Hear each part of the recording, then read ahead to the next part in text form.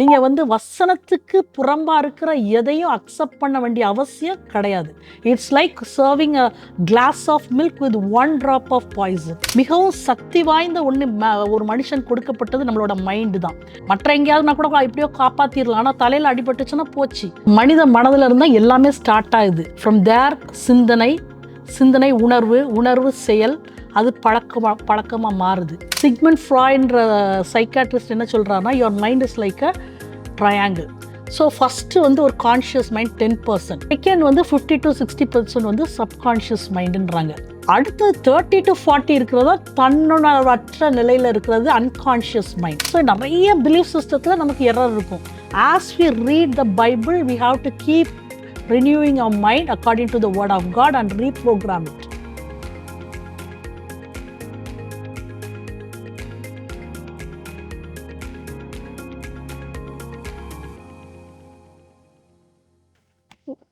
வணக்கம் மேடம். வணக்கம். முதலாவது உங்களிடத்தில் நான் கேட்க விரும்புகிற கேள்வி என்னவென்றால், மனதில் ஏன் போர் நடக்கிறது? மனம் ஏன் மிகவும் முக்கியமானது? ஆமாம், மனம் மிகவும் முக்கியமானது. நம்ம ஃபஸ்ட்டு அந்த முக்கியத்துவத்தை பார்க்குறதுக்கு முன்னாடி ஹவு காட் கிரியேட்டட் அஸ், நம்மளை எப்படி ஆண்டவர் டிசைன் பண்ணியிருக்காரு அப்படின்றத முதல்ல நம்ம பார்த்துருவோம். ஸோ ஃபர்ஸ்ட் தெசலோனிக்கேயர் 5:23 உங்கள் ஆவி ஆத்மா சரீரம் 3 குற்றமற்றதாக இருக்கணும் அவர் வரும்போது அப்படின்னு சொல்லப்பட்டிருக்குது. ஸோ மேன் இஸ் அ ட்ரிப்பாட்டியேட்பாங்க, முப்பகுதி இயல்பு உடைய பர்சன், முப்பகுதி இயல்பு. ஸோ நீங்கள் வந்து ஆவி ஆத்மா சரீரம். ஸோ அந்த ஆவின்றது அது spirit. God is also spirit. நம்மளும் ஆவி, அவரும் ஆவியாக இருக்கிறாரு. So basically we are a spirit. நமக்கு ஒரு ஆத்மா கொடுக்கப்பட்டிருக்கு, ஒரு சரீரத்தில் வைக்கப்பட்டிருக்கோம். ஸோ நம்ம ஆவின்றது தான் ஆண்டவரோட நமக்கு கம்யூனிகேட் பண்ணுறதுக்காக கொடுக்கப்பட்டது. ஸ்பிரிட் டு ஸ்பிரிட் தான் அந்த கம்யூனிகேஷன் டேக்ஸ் பிளேஸ். அப்படி இருக்கும்போது ஆதாம் ஏவாள்கிட்ட ஆண்டவர் சொல்கிறாரு, the day you eat the fruit you will die. நீ இந்த பழத்தை புசிக்கிற நாள்லே நீ சாகவே சாவா அப்படின்றாரு. ஸோ அவங்க அதே மாதிரி அவங்க சாப்பிட்றாங்க, உடனே ஃபிசிக்கல் டெத், அவங்க உடனே மறிச்சு போகலை, ஃபிசிக்கல் டெத் என்டர் ஆகுது. பட் எக்ஸாக்ட்லி வாட் ஹேப்பன்னா அந்த ஸ்பிரிட் பிகேம் டெட். ஸோ இதை தான் நம்ம எஃபிஷியன்ஸ் 2 நம்ம அதுக்கப்புறம் பார்ன் அகெயின் எக்ஸ்பீரியன்ஸ் ஜான் 3 சாப்டர்லையும் நம்ம பார்க்குறோம். ஏசு கிறிஸ்து நிக்கோதம்கிட்ட சொல்லும்போது மறுபடியும் பிறக்கலைன்னா பரலோக ராஜ்யத்தில் பிரவேசிக்க முடியாதுன்றாரு. ஸோ இந்த spirit becomes alive in Christ Jesus. Whatever is born of the flesh is of the flesh. ஆவியில் பிறப்பது ஆவியாக இருக்கும், மாம்சத்தில் பிறப்பது மாம்சமாக இருக்கும். ஸோ ஆவியில் பிறக்கிற அனுபவம் அதுதான் அந்த சால்வேஷன் எக்ஸ்பீரியன்ஸ் தான் that gives life to a spirit. So அது வந்து திருப்பி கிறிஸ்துவினுடையவன் ஜீவனையுடையவன் சொல்லப்பட்டிருக்கு. we were dead in our trespasses become alive in Christ Jesus. பாவத்தில் மரித்திருந்த நாம் கிறிஸ்துவோட உயிர் பெற்றோம் அப்படின்னு போட்டிருக்கு எபேசியர் 2 ஸோ the ஸ்பிரிட் நம்ம வந்து பாவத்தில் மரிச்சு போனது, அது வந்து எப்போ நம்ம திரும்ப உயிரடையுதுன்னா the day we accept Christ as a personal savior, திரும்ப உயிரடையுது. ஸோ இது வந்து நம்ம வந்து கிருபையினால் விசுவாசத்தை கொண்டு ரட்சிக்கப்பட்டீர்கள், இது உங்களால் உண்டானதில்லை, இது தேவனுடைய ஈவு. இது வந்து ஒரே நிமிஷத்துல எவ்வளோ பெரிய பாவினாலும் இயேசுவே நான் பாவி அப்படின்னு சொல்லும் போது நடக்கிற ஒரு காரியம். இதுக்கு நம்ம எதுவுமே செய்ய வேண்டிய அவசியம் நமக்கு கிடையாது. இது கிருபையினால் விசுவாசத்தை கொண்டு நடக்கிற ஒரு காரியம். So it's a gift of God. ஆண்டவர் வந்து எல்லாத்தையும் சிலுவையில் அவர் செஞ்சு முடிச்சிட்டாரு. So we are just receiving the gift, அவ்வளவுதான். ஸோ சால்வேஷன் வந்து கிருபையினால் விசுவாசத்தை கொண்டு கிடைக்கிறது தான் ரட்சிப்பு. ஸோ ஒரு சின்ன பேபி இந்த உலகத்துக்குள்ளே வரும்போது though it is physically alive, it will be spiritually டெட்டாக தான் இருக்கும் அந்த பிள்ளை. என்னைக்கு 16 இயர்ஸில் அது இயேசு கிறிஸ்துவ சொந்த ரட்சகராக ஏற்றுக்கொள்ளுதுன்னா அன்னைக்கு the spirit becomes alive. So இதை தான் நம்ம வந்து இப்போ வந்து ஆவியில் உயிர் பெற அனுபவம்.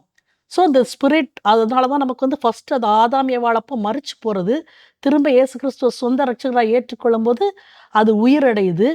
ஸோ இதுதான் it's all about salvation. So அதை டெத்தும் நீங்கள் பார்த்தீங்கன்னா கான்சிக்வன்சஸ் ஆஃப் சின்ல ஃபிசிக்கல் டெத்தும் என்டர் ஆயிடுச்சு. பட் ஸ்டில் ஆதாம் வந்து 930 இயர்ஸ் வாழ்ந்த பிறகு தான் அவன் வந்து அந்த ஃபிசிக்கல் டெத் அவன் ஃபேஸ் பண்ணுறான்.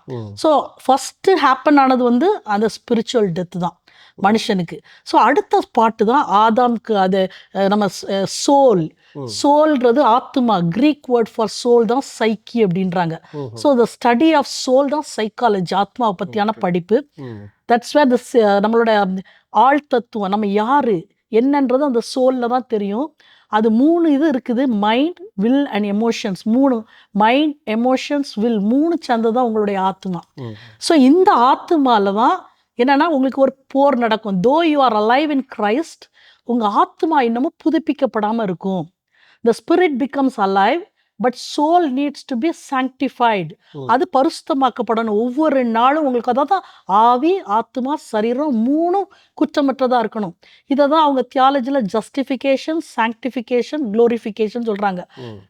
ஸ்பிரிட்டில் நடக்கிறது யூ ஹவ் பீன் ஜஸ்டிஃபைட், நம்ம வந்து நீதிமானாக்கப்பட்டோம், நம்மளோட இதனால எதுவுமே கிடையாது. It's all by grace through faith you have been saved. ஆனால் அந்த சாங்டிஃபிகேஷன் வந்து you work out your salvation, உங்களுடைய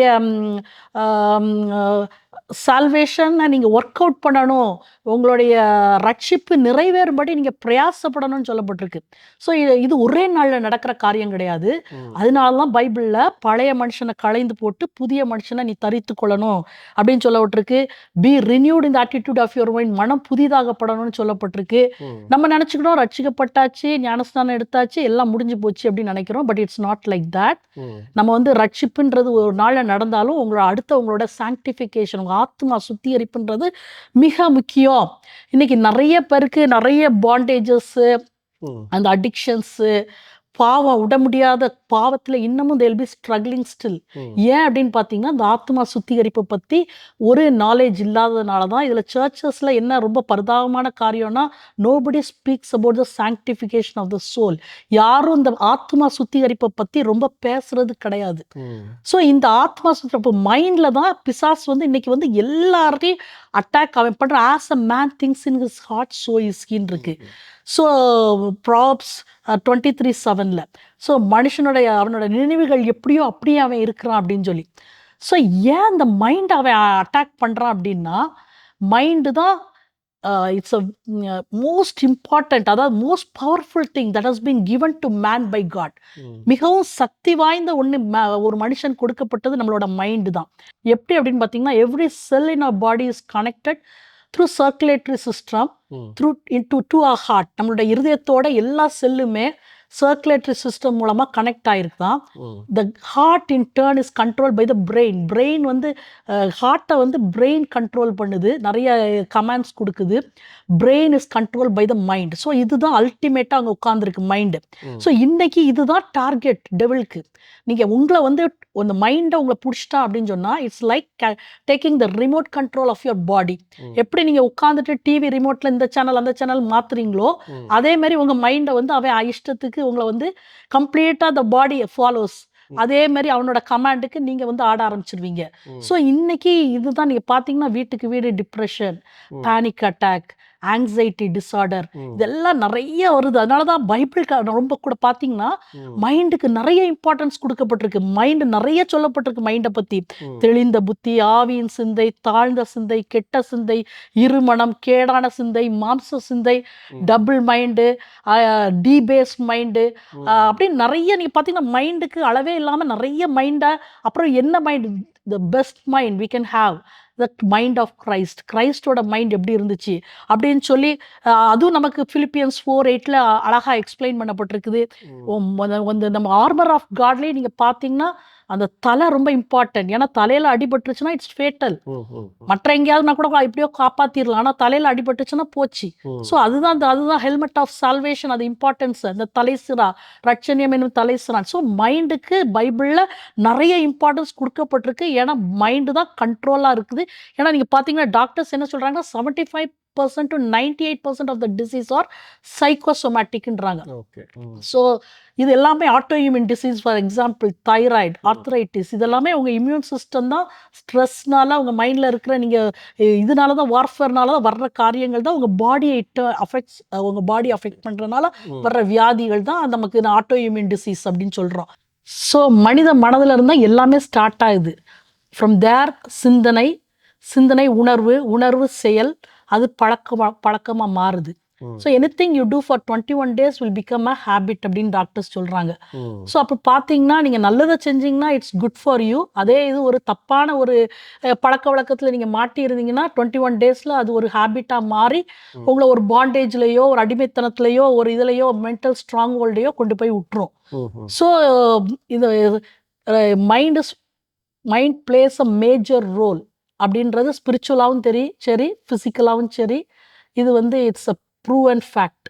ஓகே ஓகே, ரொம்ப அருமையாக சொன்னீங்க அநேக காரியங்களை. ரெண்டாவது கேள்விக்கு நம்ம போவோம். நம் எண்ணங்களை பார்க்கும்போது எங்கிருந்து பிறக்கிறது என்பதை குறித்து கொஞ்சம் விவரித்து நிச்சயமா. ஏன்னா இப்போ நான் என் கவுன்சிலிங்கில் இருக்கும் போது ஒரு லேடி சொல்கிறாங்க, நான் நம்ம 2 வீலர் ஓட்டிகிட்டு இருக்கேன், இந்த லாரி வரப்போகுது ஒன்று அடிக்க போகுது அப்படின்னு ஒரு தாட் வருது. ஒரு பையன் 10th ஸ்டாண்டர்டில் திடீர்னு அவனோட கிரேட்ஸ் எல்லாம் கீழே போகுது, அவன் கவுன்சிலிங் வரான். இப்போ அவன்கிட்ட என்னடா ப்ராப்ளம் அப்படின்னு கேட்டால், இவ்வளோ நாள் நல்லா தானே படித்தேன் அப்படின்னா, இப்போ அவன் சொல்கிறான், ஆண்டி எல்லாமோ வியர்ட் தாட்ஸ் வருது திடீர்னு பிள்ளை. அப்போ இன்னொரு லேடி, என் கையில் இருக்கிற பிள்ளைய கீழே போடு, இட்ஸ் நாட் ஃப்ரம் மீ, என்கிட்ட இருந்து இந்த மாதிரி தாட்ஸ் வர்றதுக்கு சான்ஸே கிடையாது, but from where does it come அப்படின்றப்ப நீங்கள் பார்த்தீங்கன்னா ஒரு அடல்ட்டுக்கு ஒரு நாளைக்கு 6000 தாட்ஸ் ஒரு நாளைக்கு பம்பார்ட் ஆகுது. நம்மளோட 6000 தாட்ஸ் நம்ம மைண்டில் பம்பார்ட் ஆகுதுன்றாங்க. ஸோ அது எங்கேருந்து வருது அப்படின்னா, நான் இது பண்ணுறது படி 4 சோர்சஸ்லேருந்து நமக்கு இந்த தாட்ஸ் வருது. ஸோ இது eyes are the window of our soul. கண்கள் தான் நம்மளுடைய ஆத்மாவின் ஜன்னல்பாங்க. ஸோ என்னெல்லாம் நம்ம பார்க்குறோமோ that we will store it in our heart. இருதயத்தில் நம்ம சேர்த்து வைக்கோம். Because it is call the treasure பாக்ஸ்ன்னு பைபிள் சொல்லுது இதயத்தை. So out of the heart comes evil thoughts அப்படின்னு பைபிளில் ஒரு வசனம் இருக்கு. Out of the heart comes evil thoughts. So அப்படியே இருதயத்தில் சேர்த்து வைக்கிறது தான் நமக்கு தாட்ஸாக வரும். So this is the one source. ரெண்டாவது வந்து பிசாசும் நிறைய நெகட்டிவ் தாட்ஸு, உங்களை அக்யூஸ் பண்ணுற தாட்ஸு, இன்டிமிடேட்டிங் தாட்ஸு, பயங்காட்டுற எண்ணங்கள், சிந்தனைகளில் அவன் வந்து அவனோட ஆரோ வந்துக்கிட்டே இருக்கும் நம்முடைய இதில். அது அடுத்தது பார்த்தீங்கன்னா, ஆண்டவர் நம்மளோட இருதயத்தில் நம்மளோட எண்ணங்களில் பேசுவார். நம்ம ஒரு மெசேஜை கேட்கும் போதோ, ஒரு பாட்டை லிசன் பண்ணும் போதோ, பைபிள் வாசிக்கும் போதோ ஆண்டவர் நம்மளோட பேசுகிறத நம்ம பார்ப்போம். நாலாவது பார்த்தீங்கன்னா, பக்கத்தில் யாராவது ஒருத்தர், உங்களோட டீச்சராக இருக்கலாம், உங்கள் பேரண்ட்ஸாக இருக்கலாம், ஏதோ உங்களை திட்டி உங்களை ஹர்ட் பண்ணுற வார்த்தைகள் வந்து அப்சசிவ் தாட்ஸாக ரீப்ளே ஆகிட்டே இருக்கும். சைக்கிள் மாதிரி, நீ ஒன்றுத்துக்கு உதவ மாட்ட அப்படின்னு ஒரு நெகட்டிவ் தாட்ஸ், அல்லாட்டி ஒன்றால் முடியாது அப்படின்னு சொல்லிட்டாங்கன்னு பார்த்தீங்கன்னா, நிறைய பேர் எனக்கு கவுன்சிலிங்கில் வரும்போது இந்த இன்ட்ரூசிவ் தாட்ஸ், அப்சசிவ் தாட்ஸ், அதாவது எங்களால் கண்ட்ரோல் பண்ண முடியல, அந்த தாட்ஸ் வந்து எங்களை பம்பார்ட் பண்ணிகிட்டே இருக்குது, எதனால இப்படி எது பண்ணுது, கண்ட்ரோலே பண்ண முடியல. நிறைய பேருக்கு வந்து மெடிக்கல் ஹெல்ப் கூட தேவைப்பட்டிருக்கு. ஏன்னா அந்த தாட்ஸ்லேருந்து அவங்க வெளியே வர்றதுக்கு. நீங்கள் என்ன சொல்ல வரீங்க, இந்த புண்புறுத்துற அந்த யோசனைங்க வந்து நெகட்டிவ் தாட்ஸ். ஆமாம், ஏதாவது ஒரு நெகட்டிவாக யாராவது நம்மளை பற்றி சொல்லிட்டாங்க, ஹர்ட் பண்ணிட்டாங்க அப்படின்னா, அதை வந்து நம்ம வந்து அந்த தாட்டை வந்து நம்ம அப்படி, அது வந்து அவங்க சொல்லிட்டு அவங்க மறந்து போயிருப்பாங்க, பட் நம்ம வந்து அதையே 2-3 நாளாக ஓடிட்டே இருக்கும். வாட்டர் ரெக்கார்ட் மாதிரி அந்த சைக்கிள் கண்டினியூஸ் அப்படியே போயிட்டே இருக்கும். ஸோ இந்த அப்சசிவ் தாட்ஸை வந்து நீங்கள் வந்து இது பண்ணலை, டீல் பண்ணலை அப்படின்னா, நீங்கள் வந்து நிறைய மனவியாதியை கொண்டு போயிடும் அடுத்தடுத்தவங்களை. ஸோ இதுலேயே நீங்கள் டிப்ரெஷனுக்குள்ள போயிடலாம். ஸோ நீங்கள் எங்கேருந்து உங்களுக்கு உங்கள் தாட்ஸ் வருதுன்றதை நீங்கள் வந்து தெளிவான ஒரு அறிவு இருந்தால் தான், ஓஹோ இது வந்து பிசாஸ்டேருந்து வருது அப்படின்றத நீங்கள் வந்து அதை வந்து நீங்கள் உங்களை ஐயோ ஆமை பிகமிங் மேட், நான் எனக்குள்ள என்னவோ நடக்குதோ அப்படின்னு நீங்கள் பயப்பட வேண்டிய அவசியம் கிடையாது. இல்லை, அதை உணரணும் முதலாவது. அந்த அவேர்னஸ் வரணும். இந்த தாட், எல்லா தாட்ஸுமே உங்கள் தாட்ஸ்ன்னு நீங்கள் நினச்சிக்கிடக்கூடாது. So thoughts are coming from different sources. So அது வந்து நீங்கள் வந்து அது 4 இடத்துலேருந்து வருது அப்படின்றது தெரிஞ்சுக்கிட்டிங்கன்னா you can better face the problem. அடுத்த கேள்வி, நமது கடந்த காலத்தை கையாளுவது நமது மன ஆரோக்கியத்திற்கு ஏன் முக்கியம்? நிச்சயமா ஏன் முக்கியம் அப்படின்னு சொன்னீங்களா, உங்கள் மைண்ட் வந்து எப்படின்னா, it's like a triangle. Sigmund ஃப்ராய்ன்ற சைக்காட்ரிஸ்ட் என்ன சொல்கிறாருன்னா, your mind is like a triangle. So first வந்து ஒரு கான்ஷியஸ் மைண்ட் 10%. நான் உங்கள்கிட்ட பேசிகிட்டு இருக்கேன், நீங்கள் என்கிட்ட பேசுகிறீங்க, திஸ் இஸ் ஜஸ்ட் 10%. ஸோ இதுக்கு எந்த மெமரியும் கிடையாது. செகண்ட் வந்து 50 to 60% வந்து சப்கான்ஷியஸ் மைண்டுன்றாங்க. ஸோ இது உணர்வுள்ள மனம். அடுத்தது வந்து ஆழ்மன நிலைன்றாங்க 50 to 60. அது நமக்கே உணர்வு இருக்காது. அது வந்து நம்ம ரெக்கலெக்ட் பண்ணலாம். இப்போ நிறைய நான் உங்கள் அட்ரஸ் என்ன பிரதர், உங்களோட பிள்ளைங்க என்ன பண்ணுறாங்க அப்படின்னு உங்கள்கிட்ட நிறைய கேள்வி கேட்கும்போது you will recollect and tell, ஆழ்மன நிலை. அடுத்து 30 to 40 இருக்கிறதா தன்னுணர்வற்ற நிலையில் இருக்கிறது அன்கான்ஷியஸ் மைண்ட். இதில் தான் நம்ம சின்ன வயசுலேருந்து வளரும் போது நிறைய ட்ராமாஸ், நம்ம வாழ்க்கையில் அதிர்ச்சியான சம்பவங்கள், நம்மளை யாராவது அப்யூஸ் பண்ணியிருந்தாங்கன்னா, ஹர்ட் பண்ணியிருந்தாங்கன்னா, that we don't want to deal with, அதையெல்லாம் என்ன செஞ்சிருவோம், போட்டு புதைச்சி வச்சிருவோம். நம்ம உணர்வாகவே அது இருக்கு. ஆமா, ஆமா. அது புதைச்சி வச்சிருவோம். ஏன்னா நம்ம அதை பத்தி பேசணும், அதை பேச விரும்ப மாட்டோம். அதை டச் பண்ணாலே கண்ணுல இருந்து கண்ணீர் வரும். ஏன்னா அதை டீல் ஆகாம அது அங்கேயே இருக்கும் அன்கான்ஷியஸ்ல. ஸோ ஆனால் என்ன அந்த சைக்காட்ரிஸ்ட் சொல்றாரு அப்படின்னா, your conscious mind is not in the driver seat, rather your subconscious and unconscious. அப்போ என்ன அர்த்தம்னா, ஆழ்மன நிலையும் தன்னுணர்வற்ற நிலையில இருக்கிற இந்த மனம் தான் உங்களை வந்து ஒரு டிரைவர் சீட்ல இருந்து உங்களை கண்ட்ரோல் பண்ணுது. நிறைய பேர் சொல்லுவாங்க, இதை நான் செய்யக்கூடாதுன்னு நினைக்கிறேன், அதுக்குள்ளமே நான் ரியாக்ட் பண்ணிடுறேன். You don't want to do that, but still you lose control. அந்த இடத்துல என்ன பண்ண அவங்க எனக்கு மிஞ்சி அது போகுது, யாரோ நம்மள கண்ட்ரோல் பண்ற மாதிரி. ஸோ அது வந்து அது இந்த இது வந்து என்ன வச்சிருக்கீங்களோ, என்ன ஸ்டோர் பண்ணி வச்சிருக்கீங்களோ உங்க ஆழ்மன நிலையிலையும் தன்னுணர்வற்ற நிலையிலையும், that will be controlling you. So அப்போ பாஸ்ட்டை நீங்க ரிசால்வ் பண்ணாத பட்சத்துல past will be controlling you. பழைய காரியங்கள் உங்களை கண்ட்ரோல் பண்ணும். ஸோ ஃபார் எக்ஸாம்பிள், ஒரு ஒரு கேர்ள் சாஃப்ட்வேர் இதில் வேலை பார்க்குற பொண்ணு ஒரு கவுன்சிலிங்க்கு வருது. ஸோ அது வந்து என்ன சொல்லுது அப்படின்னா, ஷி வாஸ் அப்யூஸ்ட், சின்ன வயசில் செக்ஷுவலி ஷி வாஸ் அப்யூஸ்ட். இப்போ வந்துட்டா நிறைய பேர் அவட்ட இது பண்ண அவளை வந்து மொலஸ்ட் பண்ண ட்ரை பண்ணியிருக்காங்க. அதனால அவளுக்கு வந்து இப்போ கல்யாணம்னாலே பயம். இப்போ அவங்க வீட்டில் அவள் நல்லா செட்டில் ஆகிட்டா கல்யாணம் பண்ண வைக்கணும் அப்படின்னு நினைக்கும் போது அவளுக்கு வந்து அது ட்ரிகர் பண்ணி விடுது. ஸோ அப்போ அவள் வந்து என்ன பேனிக் அட்டாக், ஆங்ஸைட்டிக்குள்ள போய் பயங்கரமா இதுல போயிடுறா, டிப்ரெஷன்ல போகுது. ஸோ அதுக்கு பார்த்தீங்கன்னா அந்த past was controlling her. So அந்த பாஸ்ட்டை ரிசால்வ் பண்ணி அதை வந்து நீ அது எல்லா ஆம்பளையிலும் தப்பானவங்க கிடையாது, ப்ளஸ் உனக்கு நடந்தது இது வந்து நீ, அதனால நீ எந்த விதத்துலையும் கில்ட்டியோ நீ வந்து அஷேம்டா ஃபீல் பண்ண வேண்டியது கிடையாது. It's an accident, it has happen, நீ சின்ன பிள்ளையா இருக்கும் போதுன்னு சொல்லி ஆண்டவர் உன்னை எப்படி பார்க்குறாரு அப்படின்றத அந்த நம்ம அஷ்யூர் பண்ணும் போது தான், அதுக்கப்புறம் அந்த பாஸ்ட்டை ரிசால்வ் பண்ணும் போது தான் she will be delivered. So as long as அந்த பாஸ்ட் புதஞ்சே இருக்கிற வரைக்கும் that will be in one part of the brain mind controlling her. So அதை டீல் பண்ணணும், அதை டீல் பண்ணணும், ரிசால்வ் பண்ணணும், அதை ஃபேஸ் பண்ணணும். அப்போ அது பெயின்ஃபுல்லாக இருக்கும் அவங்களுக்கு. இப்போ இந்த மாதிரி காரியங்களை nobody wants to speak up. இதெல்லாம் அவங்க வந்து யார்கிட்டையும் வெளியே கொண்டு வரதுக்கு இஷ்டப்பட மாட்டாங்க. இப்போ இன்னொரு லேடி எப்படி பார்த்தீங்கன்னா, நார்த்தில் இருந்துச்சு, அது ஒரு தமிழ் லேடி தான், நிமான்ஸ்க்காக வந்திருந்துச்சு. அப்போ அவங்களுக்கு தெரிஞ்ச அவங்க ரிலேட்டிவ் என்கிட்ட வந்து கவுன்சிலிங் கூட்டிகிட்டு வந்திருந்தாங்க. அப்போ அதுக்கு பார்த்தீங்கன்னா நீங்கள் நிமான்ஸில் இப்படி அந்த ப்ரிஸ்கிரிப்ஷனை பார்த்தா 6-7 மெடிசின்ஸு. அப்போ அதோட ஹஸ்பண்டோட கம்ப்ளைண்ட் என்னன்னா, முழு நேரம் பிள்ளைங்களை பார்க்க மாட்டேங்குது, படுத்து தூங்குது, அது என்ன பண்ணுறதுன்னு எங்களுக்கு தெரில அப்படின்னு சொல்லி. அப்போ நான் சொன்னேன், ஆப்வியஸ்லி இந்த மாதிரி இவ்வளோ மருந்து சாப்பிட்டா அதை படுத்து தான் இருக்க முடியும், அதனால ஒன்றுமே பண்ண முடியாது. ஆன்டி சைக்காட்ரிக் மெடிசன்ஸ் அவ்வளோ ஹையாக கொடுத்துருக்காங்க. அப்போ என்ன அப்படின்னு சொல்லி அந்த லேடிட்ட பேச ஆரம்பிக்கும் போது தான், அது வந்து ஃபர்ஸ்ட் ஜென்ரேஷன் கிறிஸ்டியன், ஆண்டவரை ஏற்றுக்கு அவங்களுக்கு வந்து ஒரே பொண்ணு, அவங்க அண்ணன் தான் ஆண்டவருக்குள்ள வழி நடத்தியிருக்கான். ஒரு நாள் இது டைப் ரைட்டிங் எக்ஸாம் எழுத போகும்போது அவங்க அண்ணன் வந்து ஃபயர் ஃபைட்டரு, அவன் போய் அங்கே இது பண்ணிட்டு இருக்கிற நேரம் அங்கே அந்த வால் இடிஞ்சு விழுந்து அவன் செத்து போயிடுறான், மறிச்சு போகிறான். ஆனால் இவன்கிட்ட வந்து யாரும் சொல்லலை, இவங்க எக்ஸாமுக்கு போயிருக்காங்க, கஷ்டப்பட்டு இது பண்ணியிருக்காங்க. சாயங்காலம் இந்த எக்ஸாமை முடிச்சுட்டு வருது, அண்ணன் இறந்துட்டாங்கன்றது. ஸோ இது வந்து அந்த நேரத்தில் அந்த எமோஷன்ஸை கரெக்டாக ப்ராசஸ் பண்ணல, இட் வாஸ் சப்ரஸ்ட். ஸோ அந்த இது வந்து பயங்கரமாக அதுக்கு பாதிக்கப்பட்டு அது அன்கான்ஷியஸில் இருந்திருக்கும் போல். அவங்க அண்ணனை பற்றி பேச ஆரம்பித்தோன்னே ஓன்னு அலறி அழ ஆரம்பிச்சிச்சு. ஒரு 15 minutes she cried. கம்ப்ளீட்டாக அந்த அதை அழுது அதுக்கப்புறம் அதுக்கு கவுன்சிலிங் கொடுத்து எல்லாம் முடித்த பிறகு கம்ப்ளீட்டாக அது அப்படியே அமைதி ஆயிட்டு. இப்போ வந்து பார்த்தீங்கன்னா மெடிசன்ஸும் கம்மி பண்ணியாச்சு அதுக்கு ரொம்ப. Last week she call me and told me, அது ஒரு பிஸ்னஸ் வேற ஸ்டார்ட் பண்ணி அவ்வளோ ஆக்டிவாக இருக்குது அப்படின்னு சொல்லி ஆண்டவர் வந்து அந்த ஹர்ட்டை ஹீல் பண்ணி அதுக்கு கம்ப்ளீட் ஒரு ரெஸ்டோரேஷனை கொடுத்தாரு. ஸோ அந்த பாஸ்ட்டை ரிசால்வ் பண்ணிட்டாலே போதும், அவங்க வந்து நிறைய நேரத்தில் நம்ம வந்து அந்த விடுதலையை அனுபவிக்கலாம். அந்த பாஸ்ட்டை நீங்கள் ஒரு பேகேஜ் மாதிரி தூக்கிக்கிட்டே அலையும் போது that will B controlling you. Okay, நம்ம அடுத்த கேள்விக்கு போகலாமா? ஆமாம். பைபிள் இந்த ரோமர் 12:2 உள்ளபடி தேவனின் வார்த்தையின்படி மனதை எவ்வாறு மாற்ற முடியும் அல்லது புதுப்பிக்க முடியும்? ஓகே, ரினியூ பண்ணுறது, மைண்டை ரினியூ பண்ணுறது. அப்போ அதுக்கு முன்னாடி நான் உங்களுக்கு என்ன சொல்கிறேன், your brain is like a hardware அப்படின்னா your mind is like a software. ரெண்டுமே நல்லா இருக்கணும் நமக்கு. ஹார்ட்வேர்லேயும் ப்ராப்ளம் இருக்கக்கூடாது, சாஃப்ட்வேர்லேயும் இருக்கலாம். ஹார்ட்வேர் நல்லா பக்காவாக இருந்து கூட சாஃப்ட்வேர் கரப்ட் ஆயிடுச்சுன்னா பிசி won't ஒர்க். அதே மாதிரி நீங்கள் லேட்டஸ்ட் சாஃப்ட்வேரை வச்சுக்கிட்டு ஹார்ட்வேரில் ப்ராப்ளம் இருக்குது அப்படின்னாலும் அப்பவும் ஒர்க் ஆகாது.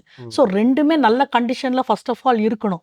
ஸோ நீங்கள் என்ன நினைக்கிறோம் அப்படின்னா, நம்ம ரட்சிக்கப்பட்ட பிறகு ஏதோ ஆண்டவர் டெலீட் பட்டனை போட்டு கம்ப்ளீட்டாக பாஸ்ட் எல்லாம் எரேஸ் பண்ணிடுறாரு அப்படின்னு நம்ம நினச்சிக்கிறோம். But it's not that. நான் வந்து you have to keep renewing your mind according to the word of God. ஏன்னா உங்களோட பிலீஃப் சிஸ்டம்ன்றதை பொறுத்து தான் நீங்கள் வந்து உங்களோட திங்கிங்கு, உங்களோட ஆட்டிடியூட், பிஹேவியர் எல்லாமே இருக்கும். நம்பிக்கை கோட்பாடு, அந்த நம்பிக்கை கோட்பாடுன்றது வந்து when you are very small, நீங்கள் சின்ன பிள்ளையா இருக்கும் போதே அது வந்து டெவலப் ஆயிருக்கும் அந்த பிலீஃப் சிஸ்டம். யுவர் பேரண்ட்ஸ், உங்களோட சொசைட்டி, உங்களோட ஃப்ரெண்ட்ஸ் எல்லாருமே, church people, everybody would have contributed to your belief system, developing of your belief system. ஸோ இந்த பிலீஃப் சிஸ்டத்தில் சின்ன வயசுலேயே ஃபார்ம் ஆகிறனால there must be lot of error in it. எரரோட இருக்கும். அப்போ நமக்கு வந்து வசனத்தின்படி நீங்க பார்க்கும் போதுதான், ஓஹோ இது வரைக்கும் நான் இப்படி இருந்தேன், ஆனா இது தப்பு போல, வசனம் இப்படில சொல்லுது அப்படின்ட்டு நீங்க you have to reprogram your mind according to the word of God. அவங்க தவறான கொடுப்பாங்க. அது வந்து வசனம் தான் அந்த லைட்டை கொடுக்கும் நமக்கு. இதெல்லாம் தப்பு. அபவுட் மணின்னு வச்சுக்கோங்களேன், பணத்தை பற்றி, பணம் இல்லைன்னா வாழ்க்கையில் சர்வை பண்ண முடியாது. அதனால பணம் சம்பாதிக்கிறதுக்காக நான் என்ன to any extent I can go, நான் என்னன்னாலும் பண்ணலாம் அப்படின்னு ஒரு பிலீஃப் சிஸ்டம் இருந்துச்சு அப்படின்னா, ஒருவேளை பணத்துலக்காக கஷ்டப்பட்டு அந்த ஃபேமிலி வளர்ந்துருக்கும், அந்த பிள்ளைக்கு பேசிக்ஸ் கூட கிடைக்காம இருந்திருக்கும். ஸோ இந்த மாதிரி ஒரு பிலீஃப் சிஸ்டரோட வளரும் போது வசனம் சொல்லும், பண ஆசை எல்லா தீமைக்கும் வேறா இருக்கிறது, போதும் என்ற மனதோடு இருக்கிற தேவ பக்தியை மிகுந்த ஆதாயம். So you have to reprogram, rewrite the coding மாரி ரீரைட் பண்ணணும் அந்த இதை. ஸோ சிலவங்க பீப்புள் ப்ளீஸராக இருந்தே வாழ்க்கை முழுக்க அவங்க வந்து மனுஷங்களுக்கு சிங்கி போட்டே வாழ்ந்திருப்பாங்க. ஸோ அது வந்து மனுஷனுக்கு பயப்படுற பயம் கண்ணியை விளைவிக்கும் அப்படின்றப்ப they have to take a call. மனுஷன் ஜஸ்ட் அ கிராஸ், அவனை நான் ப்ளீஸ் பண்ணிட்டே இருக்க முடியாது. I have to please God rather than man அப்படின்னு சொல்லி அவங்க they have to reprogram their mind. So இந்த மாதிரி ராங் பிலீஃப் சிஸ்டத்தை நம்ம வந்து அப்புறம் நம்மளோட பிலீஃப் அபவுட் சக்ஸஸ். எது சக்ஸஸ் உலகத்தில்? நம்ம உலகத்தில் எது சம்பவம்? பெரிய பணம் வச்சிருக்கிறதும், நம்ம டாக்டர் ஆகிறதும், இன்ஜினியர் ஆகிறதும், இதுதான் சோ கால்டு. இதை தான் பணத்தையும், இந்த மாதிரி வீடு இருந்தால் தான், இந்த மாதிரி கார் இருந்தால் தான் என் சக்ஸஸ்ன்னு நினச்சோம்னா நம்மளே ஏமாற்றி விடுறோம். அப்படி பார்த்தீங்கன்னா நீங்கள் பார்த்தீங்கன்னா மோஸ்ட் சக்ஸஸ்ஃபுல் பீப்புள், நீ உலகத்தையே ஆதாயப்படுத்திட்டு உன் ஜீவனை நஷ்டப்படுத்தினால் உனக்கு லாபம் என்ன? So what God sees as success, what man sees as சக்ஸஸ்ன்றதுக்கு நமக்கு வந்து அந்த அண்டர்ஸ்டாண்டிங் வரணும். ஸோ நிறைய பிலீஃப் சிஸ்டத்தில் நமக்கு எரர் இருக்கும். As we read the Bible, we have to keep renewing our mind according to the word of God and reprogram it. So வசனத்தின் அடிப்படையில் நம்மளோட பிலீஃப் சிஸ்டம் இருக்கா, எதெல்லாம் இல்லையோ அதெல்லாம் நம்ம எடுத்துட்டு அதை திரும்ப பண்ணும் போது தான் நம்ம வந்து ஒரு உண்மையான கிறிஸ்டியனா, ப்ராக்டிக்கல் கிறிஸ்டியனா. இன்னைக்கு கிறிஸ்தவத்தில் இருக்கிற காரியம் என்னன்னா, though we profess Christ, நம்மகிட்ட அந்த குவாலிட்டிஸ் எதுவும் கிடையாது. நம்மளோட இதெல்லாம் மைண்டை ரினியூ ஆகாத பட்சத்தில் நம்மளும் ஒரு அன்பிலிவர் போலயே உலகம் ஓடுற அந்த ராட் ரேஸில் தான் நம்மளும் ஓடுவோம். நமக்கும் உலகத்தாருக்கும் எந்த வித்தியாசமே இல்லாமல் போயிருக்காது. ஸோ அந்த renewing of a mind is very important. Okay அடுத்த கடைசி கேள்வி நம்ம போகலாம். நம்ம மனதின் போரில் எப்படி வெற்றி பெறுவது? ஏன்னா எப்பொழுதுமே போராட்டம் இருந்துகிட்டே இருக்கு. ஸோ நீங்கள் பார்த்தீங்கன்னா, அதாவது தாட்ஸ் வந்துக்கிட்டே தான் இருக்கும். இப்போ நான் சொல்கிறேன்ல 6000 தாட்ஸ் ஒரு நாளைக்கு வருதுன்னா, you can let the birds fly over your head, but you cannot let the bird build nest on your ஹெட்னு சொல்லுவாங்க. ஸோ இன்னைக்கு நிறைய நேரம் அந்த நெஸ்ட்டோட நம்ம அலைகிறோம்.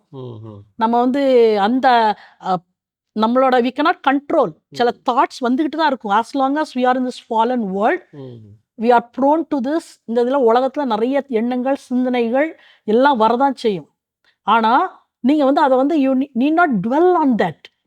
ஸோ அதுக்கு தான் நீல் ஆண்டர்சன் என்ன சொல்வார்னு சொன்னால், நீல் ஆண்டர்சன் பாண்டேஜ் பிரேக்கரோட ஆத்தர், அவர் த்ரெஷ்ஹோல்ட். இப்போ நான் சொல்கிறேன், நான் வந்து பாஸ்ட்டை ரிசால்வ் பண்ணுறதுக்கு நாங்கள் வந்து ஸ்டெப்ஸ் டு ஃப்ரீடம், இது எல்லாமே நான் நீல் ஆண்டர்சன் மினிஸ்ட்ரியிலேருந்து தான் நான் நிறைய காரியங்களை நான் கற்றுக்கிட்டது பர்சனலாக.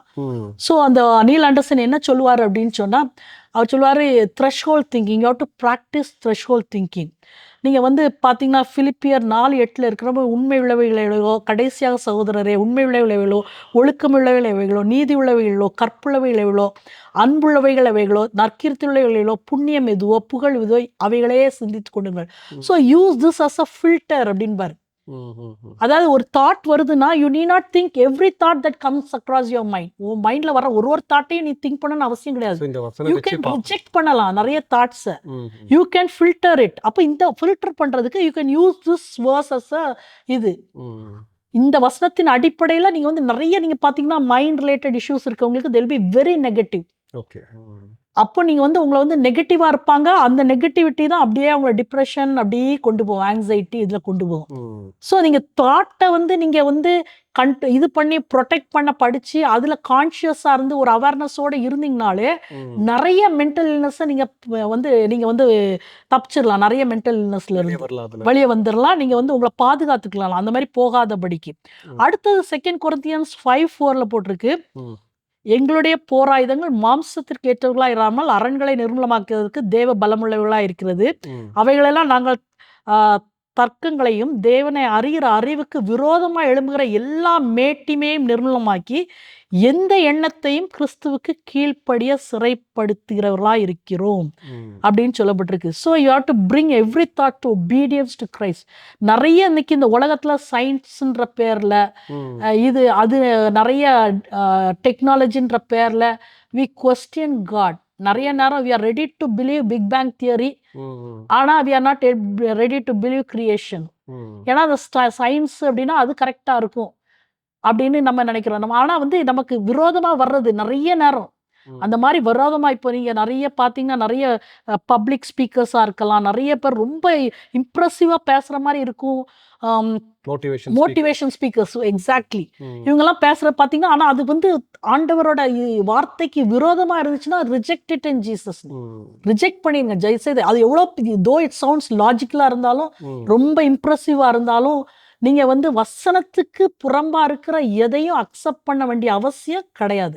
It's like serving a glass of milk with 1 drop of poison. So அந்த மாதிரி அது வந்து உங்களை வந்து அழிச்சிடும், ஆபத்தானது. ஸோ அடுத்தது வந்து நீங்க வந்து cultivate an attitude of gratitude. So அது வந்து நீங்க பாத்தீங்கன்னா அந்த வசனம் வந்து என்ன சொல்லப்பட்டிருக்கு அப்படின்னு பாத்தீங்கன்னா, எல்லாவற்றையும் ஸ்தோத்திரத்தோடு கூடிய ஜபத்தோடு வேண்டுதலுக்கு தெரியப்படுத்துங்க, எல்லா புத்திக்கும் மேலான தேவ சமாதானம் உங்கள் இருதயங்களையும் உங்கள் சிந்தையும் கிறிஸ்து இயேசுவுக்குள்ளாக நம்மளை என்ன செஞ்சிருமா காத்துக்கொள்ளும். ஸோ அந்த மாதிரி நம்மளை காத்துக்கொள்றதுக்கு நம்ம அந்த ஆட்டிடியூட் ஆஃப் கிராட்டிடியூட நம்ம வந்து ப்ராக்டிஸ் பண்ணோம்னா எப்பவுமே நெகட்டிவிட்டியை தான் பார்த்து நெகட்டிவான காரியங்களே ஃபோக்கஸ் பண்ணாம பீயிங் தேங்க்ஃபுல், நமக்கு இருக்கிற காரியங்களை நம்ம தேங்க் பண்ண ஆரம்பிச்சாலே தட் இஸ் வெரி மச் இது நமக்கு வந்து நம்ம மென்டல் ஹெல்த்துக்கு ரொம்ப நல்லது. நன்றி உள்ள இருதயம் வந்து ஈவன் நம்ம செக்குலர் சைக்காலஜிஸ்டோ சைக்காட்ரிஸ்டோ they'll be advocating this attitude of gratitude அப்படின்றது. ஸோ இது ரொம்ப முக்கியம். அடுத்தது கடைசி ஐசாயா 26:3 நம் உண்மை உறுதியாய் பற்றி கொண்ட மனதை உடையவன் உண்மையே நம்பி இருக்கிறபடினால் நீர் அவனை பூரண சமாதானத்துடன் காத்துக்கொள்வீர் அப்படின்னு சொல்லியிருக்கு. Thou will keep him in perfect peace whose mind is stayed on thee because he trusteth in thee. So நம்ம அவரையே சார்ந்து அவர் மேல நம்மளுடைய இதை நம்ம ட்ரஸ்ட்டை வைக்கும் போது நிச்சயமா அந்த மைண்ட் வில் பி ப்ரொடெக்டட். ரொம்ப அருமையா சொன்னீங்க. இவ்வளோ நேரம் எடுத்து நம்ம மத்தியில் கலந்துரையாடின ஃபீபா சார்பிலே நன்றிகளை தெரிவித்துக் கொள்கிறோம். தேங்க்யூ.